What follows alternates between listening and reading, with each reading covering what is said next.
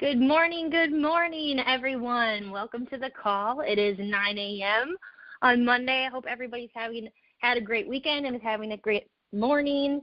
For those of you who don't know me, my name is Samantha Schwartz, and I am a networker and first-time mom-to-be, and by day, 3 days a week, I am a labor and delivery nurse. So as some of you may know, I'm only one of 4 incredibly awesome women who lead these calls. And this week, I'm going to be building upon the work that Amanda did with you guys last week. I'm really excited about it. I was really inspired by bringing out, writing down things and working through actual exercises within these calls. I know that we try to cram a lot of content into 30 minutes, but it makes a lot bigger impact to really work through things and not just listen. So if you haven't grabbed a pen and paper, now would be the time to do so. This call is going to be 30 minutes, like I said, and what's shared on these calls is our interpretations of a lot of other people's work. Okay, so this is kind of our experience, what we've learned, and hopefully we can add some value to you. So today I'm really, really excited because this work, like I said, is going to build on what Amanda talked about last week. But also, I'm excited because this is one of my favorite works, I guess. It's weird because it's called the work, so it's my favorite work, and it's called the work. It's weird. But anyway, if anyone has ever heard of Byron Katie, this is going to be all about her philosophy, her process that she has deemed the work. And so it's very widely known. If you Google it, she has a website. She has multiple books. She has a YouTube channel where she does the work in person with people. She has a lot of workshops and conventions that you can actually go to throughout the United States and get kind of like one-on-one to group training on this. And so I'm really, really excited. There's this weird noise that keeps happening. And so if anyone is on here and can't hear me or something, let me know. I'm hoping that this is all working well. Sounds good to me. Okay, I keep getting this like doo-doo-doo thing, and I don't know what it is. But if something weird happens and you can't hear me, just chime in and let me know. But this work by Byron Katie, it's all about identifying your thoughts and questioning them. Another way that she explains it is called inquiry. So, great, awesome, thanks, Amy, sounding crystal clear. So it's a way to find peace within yourself and within the world. It's extremely powerful. Anyone with an open mind can do this work. So this is not rocket science. It's actually very simple. The backstory on this that Byron Katie shares in her books is that she has gone through a lot of things, and she had a lot of struggles in her life and was extremely depressed and went through addiction and all these things, and just woke up one day and realize how silly life really is when you believe your thoughts, and how just detaching from the attachment we have to thoughts gives people absolute peace and freedom. She just had this crazy epiphany. And so she's based all of her work on this moment that she just woke up and things were clear. So the reason I really love this work is because it brings up a really good point about the relationship between resistance and abundance. Resistance comes in a lot of different forms, but whenever you're resisting something, you're blocking your ability to receive abundance. Okay? So the biggest resistance that Katie sees is the resistance of reality. So I'm going to read a couple excerpts from her worksheets and things. But basically, instead of hopelessly trying to change the world to match our thoughts about how reality should be, we can question our thoughts, and by meeting reality as it is, experience unimaginable freedom and joy. So it's this whole notion about how our thoughts are not reality.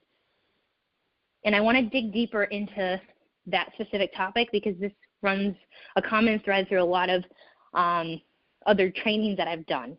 And so there's a thing I've learned that's really helped me with this, and it's that our thoughts are not us. So we don't actively think our thoughts. Our thoughts think us. So you don't wake up in the morning and you say, I'm going to think this thought, then I'm going to think this thought, then I'm going to think this thought. Thoughts just occur, and we can't control the thoughts that we think. So when we get into this like shame thing that we do sometimes when we get negative thoughts coming in, or we have a thought about somebody else and we're like, oh my God, I can't believe I just thought that. Well, you didn't. The thought just came into your head. And so we don't have control over those thoughts. So to be able to get that your thoughts aren't you already gives you so much freedom to be able to choose actively who you are. So the only thing that we can control and that we have control over is how we respond to our thoughts. So this process of inquiry is all about deciding if we believe that thought. So it gives us choice, right? We talk about getting our power back with our thoughts. And so when a thought occurs, typically, it's totally human to just believe that thought because we had it. We have this thing that, we thought it, and so it must be true, or, all this doubt comes in, and so if it's coming in, there must be some truth to it, right? But if you think about if you ever have someone who shares an opinion with you or tells you, oh, that business you got going on, yeah, that's crazy. A lot of times it's actually easier to be like, yeah, they're wrong, they just don't get it, for somebody else from an outside source telling us something that we don't believe, that's not consistent with our beliefs. But when that same thought comes into our mind, we attach with it in a totally different regard. We think it must have some truth to it because I thought it. So getting to a point where you can detach from that your thoughts aren't you, you can even name them. There's a lot of people who name that voice in their head, their thoughts, to really be distinct about that it's not you, that it's somebody else. So you get to decide if you want to take advice from those thoughts or if you don't. It's just another person. And this also gives you the power to be able to meet your thoughts with some grace, with some forgiveness, with some, I can't really think of the word right now, but just be generous with your thoughts, like you would any other person that you would just feel like doesn't understand. It's kind of like a child. If a child says something mean, either about themselves or about somebody else, it's really easy for us to kind of stop and say, hey, why do you think that? And help them turn things around and really question that thought, right?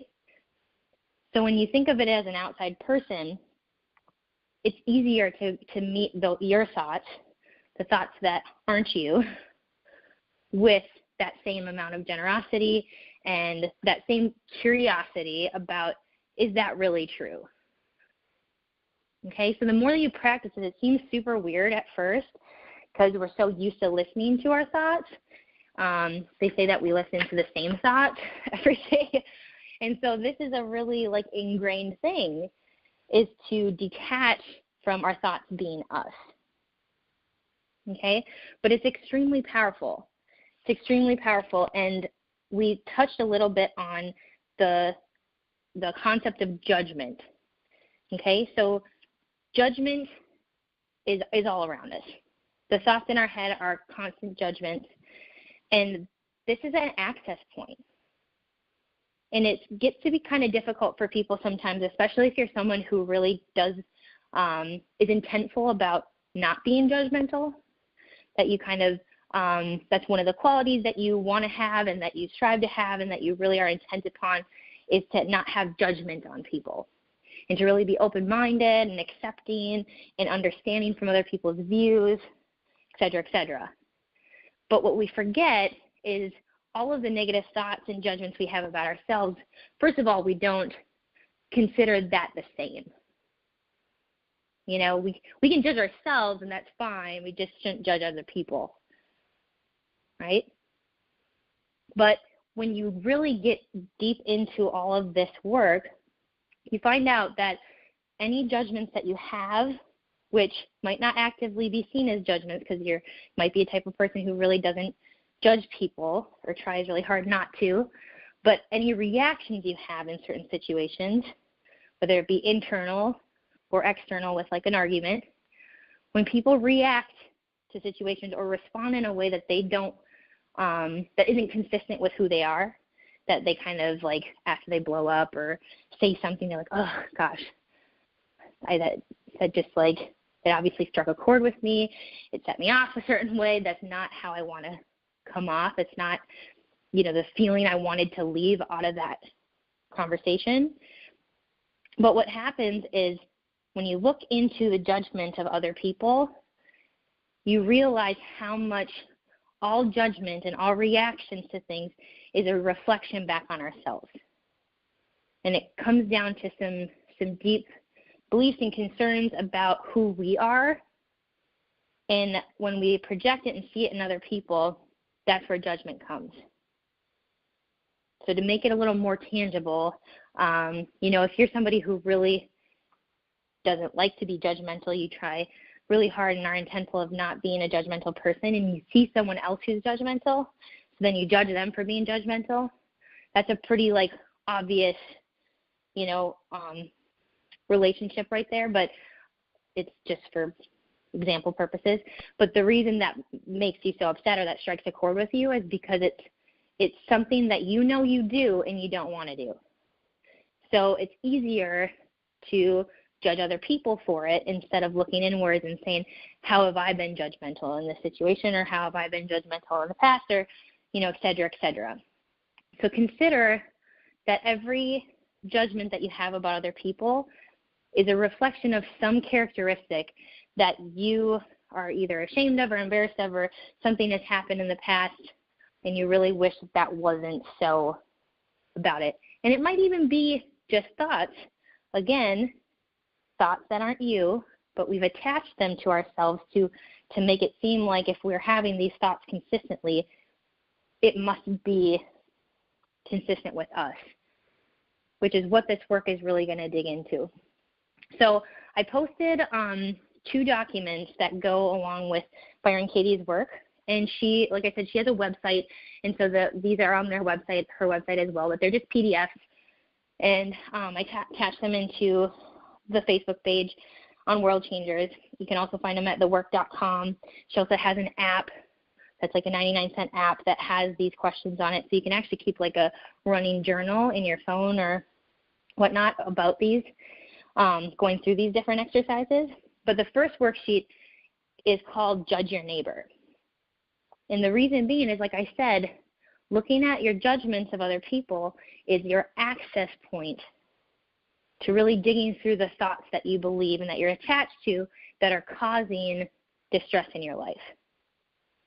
So remember, we said that it's not the thoughts that come into our heads that determine our suffering. It's not the world around us that is determining our suffering. It's the thoughts that we believe that determine our suffering. So thoughts are harmless if you don't believe them. Just like if someone has an opinion that you don't believe, you might get heated up about it if you have a really strong opposing opinion, but just having someone say a harmless thought is different than if we have thought that thought and have attached it as that's us. Okay? So this is her access point to being able to really dig deep into this, is this Judge Your Neighbor Worksheet. So if you guys happen to have it, had time to bring it up, or you're in front of a computer and can bring it up in front of you, it's helpful, but you can kind of look through this on your own, because it just basically asks you questions. It asks you questions to get deeper into different situations. So, anyone on this call, nobody can say that they've never been mad at someone, they've never been disappointed with someone, they've never been frustrated, they don't have a significant other that does something that really bothers them. It doesn't have to be anything crazy. Like the Judge Your Neighbor doesn't have to be like, oh, this neighbor is XYZ and it's like really bad. But remember, this is all for the work of it. So this isn't something that you have to like share with your neighbor. This is for your own digging, because remember, this isn't even about them. Okay? We talked about the projections. Our judgments on other people are just projections of concerns and beliefs we have about ourselves. So really, it's not even about them. Consider when you judge people, it's not even about them. Remember when we talked about listening to people as bigger than they are, listening to people as characteristics you would like them to have instead of these characteristics that you've deemed them to have? It's the same thing, because it's not them. When we listen to people as these characteristics that we've created, this story we've created about them, that they're either not good listeners, they're not, you can't count on them, things like that. When we listen to them as that, they can't be anything else than that. So listening to them as bigger than what they are, what you feel they are at that moment, allows them to really be who they are.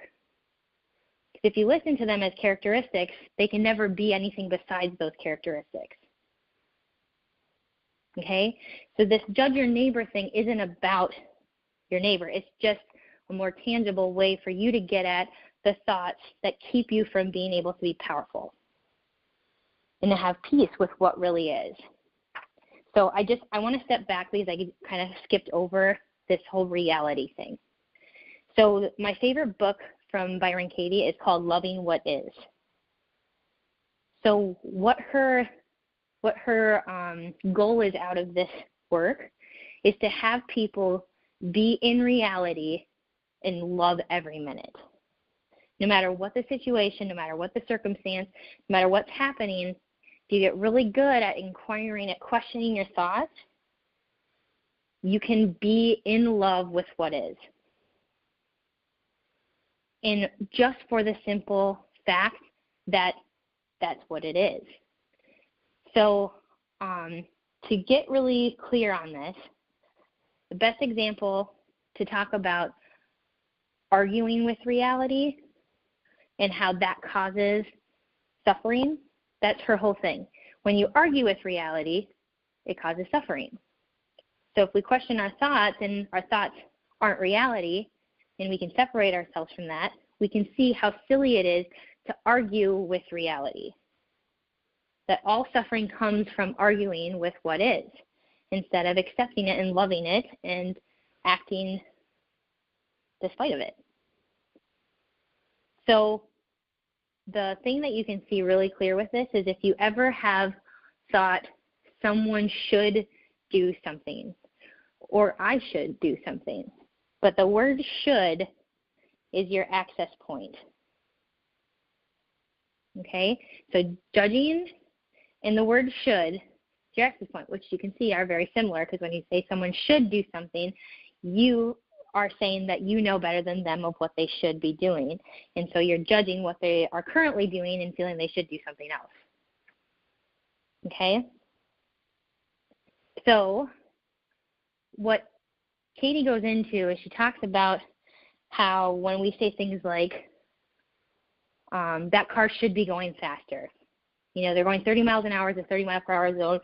You should be going 5 miles over the speed limit. They're going 30. Why are they going 30? They should be going 35, at least. Okay? Again, beliefs that people have about a situation. But there's a lot of things that we don't know about a situation to be able to know if something is completely true or not. So, for example, say you have a car that's in front of you, and they're going 30 miles an hour, and you're like, oh my gosh, I'm in a rush, I need to get where I'm going, why are they going so slow? And then a couple miles down the road, you pass an accident. Imagine if you had been going, 5 miles faster, or you had decided to speed around this person and go faster, that car could have been you. So what this gets into is that Katie talks about how there's businesses. There's 3 different types of business. And when I say business, I don't mean like you own a business. I mean like your own business. Okay, so you have your own business, you have other people's business, and you have God's business. Now, God, she even says for her, is reality.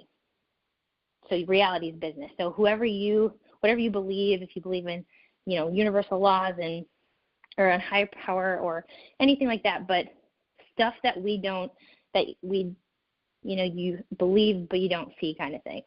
So the stuff we don't know, we don't know. That, the universe comes around us and acts in a way that supports us, or if you feel like, differently than that. But either way, there's your business, other people's business, and then God's business or reality or the universe or whatever. So when we're saying anyone should do something, we're either in their business or we're in God's business. We're in reality's business. We don't know all of the things about reality. We don't know what we don't know. We don't know that there's an accident up ahead. We don't know that there's a police officer up ahead. We don't know that if we would have got somewhere, a little bit earlier, we would have been in, a different bad situation, or that us getting somewhere a little bit late actually allowed us to help, the ex-person that we helped at the door or whatever. But all of this stuff that happens, if you believe things happen for a reason, because it's reality's business. So to be able to look at that, and whenever you're saying should about anything, realizing you're not in your own business, so it's going to cause you suffering because you're arguing with reality, you're arguing with that person's business. It doesn't propel you in any way toward what goals that you have. Okay? It's just not, I don't know why I'm word finding. I feel like I have baby brain or mommy brain or pregnancy brain, whatever they call it. But it's not effective. It's not effective to argue with reality. It's not effective to be in other people's business or in reality's business. Okay? So this questioning of our thoughts is a way to stay in our own business. Okay, if we can stay in our own business, then we can accept things as they are. When I say, oh, my husband should pick up his socks instead of throwing them on the bathroom floor, I can think, oh, well, do I know that that's absolutely true? This is what we're going to get into. There's the inquiry, list of questions. And how Katie explains it is, I know that it can't be true because it's not. I know he shouldn't pick up the socks because he didn't. So that's his business. That's something that, we can talk about, we can do whatever. But for me to assume he should do something is me being in his business. And I know that that's extremely hard because even me saying it is like, yeah, but he really should pick up his socks. So that's why this work is here, because, again, we can have all of these concepts. We can have all these concepts, all of these how-tos, all of these amazing, positive affirmations and things like that. But if we don't work through it, if we don't use a structure to really actually work through it, it's not lasting. It's just like a bunch of principles that hopefully you remember when you're in the heat of the moment, instead of being in the heat of the moment and being able to stop and question and go through the process until it becomes a lot more natural. Okay, so this first worksheet, the Judge-Your-Neighbor Worksheet, the first question is, in this situation, who angers, confuses, saddens, or disappoints you, and why? So it has it actually laid out, and if you look at the PDF, it looks like you can fill in the blank kind of thing, so I think you can fill in the blank and you can keep reusing it on a PDF form, but when you print it out, just so you know, it's all blank. It's not like there's those shadow boxes don't show up when you print it. It's just like a normal worksheet. So you can also print these out. But it has blank spots that says I am, and there's a blank spot that says in parentheses emotion. So you are angry, confused, saddened, disappointed, frustrated with, and you put their name, you put because, and you explain why. Now, whenever you're doing these kinds of things, and I've done exercises like this before on these calls, be exaggerate. Don't hold back. Don't be try to be nice. Because remember, you're not going to show this to them, and it's not about them. This is actually about you. So whatever, qualm you have with this person, be, over the top, exaggerate about it, exactly what you have in your mind, that you can just like crumple up and throw away once you're done with this anyway. Okay, so you explain the situation. And then number 2, in this situation, how do you want them to change? What do you want them to do? So this is getting us to really push those should statements. Well, they should do this, and they should do that, and they should do this, and they should do that. I mean, really, let it fly, because this is what this is supposed to do. It's supposed to really get you going with this. Then number 3, in this situation, what advice would you offer them? This is awesome. We all love giving advice, right? Everyone loves giving other people advice, because I will say, before I did mindset, that was a running thought of mine, is that if everyone would just do things the way that I think they should be done, the world would be a better place. That was a huge belief of mine prior to doing any personal development. And I was so totally right about it all the time. Turns out you can't be happy when you have that belief. Nothing makes you happy. Number 4, in order for you to be happy in this situation, what do you need them to think, say, feel, or do? Again, now remember, you think this is going to make you happy, but just go with it. What is going to make you happy? If they would do this, say this, feel this, act like this, then you would be happy, right? What do you think of them in this situation? So make a list and be petty and judgmental. It says that. It actually says be petty and judgmental. Okay? So an example, and it even gives you examples. And like I said, if you Google this or you go on YouTube, you can watch Katie interviewing people through these processes. So you can see like real life examples. We don't have time to go through that. I only have 4 minutes, to go through that and stuff today, but it's powerful. And people get breakthroughs pretty quickly doing this. So number 6, what is the situation that you don't ever want to experience again? Okay? So again, this is getting into feelings. Amanda talked a lot about this last week, of it's not really the thought, the words, it's how you feel about it, how it makes you feel. Okay?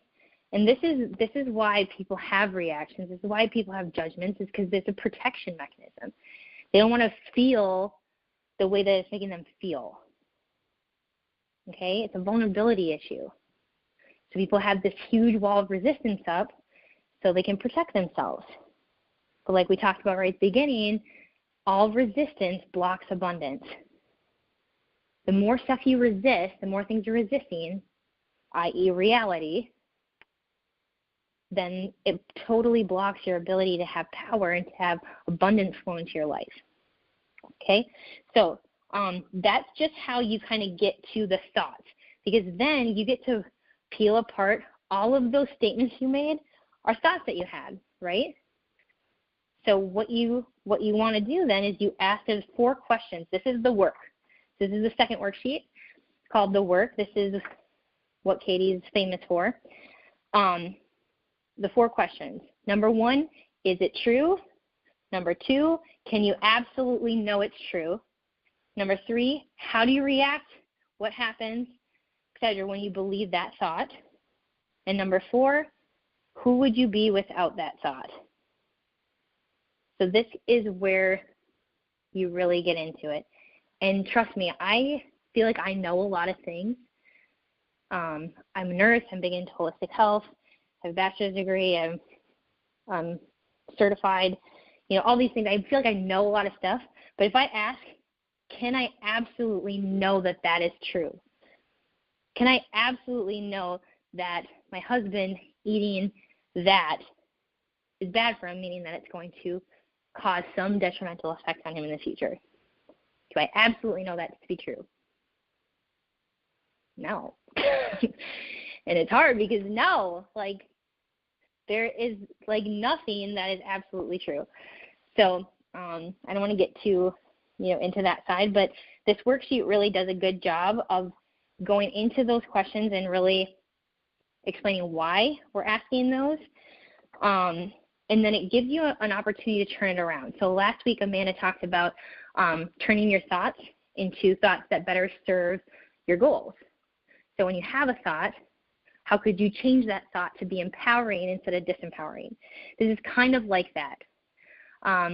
But Katie's work is a little bit more giving you power of detaching from your thoughts into not believing them or not feeling like you have to believe them or having it be this like innate thing that just happens when you have a thought come in your head, you just automatically believe it.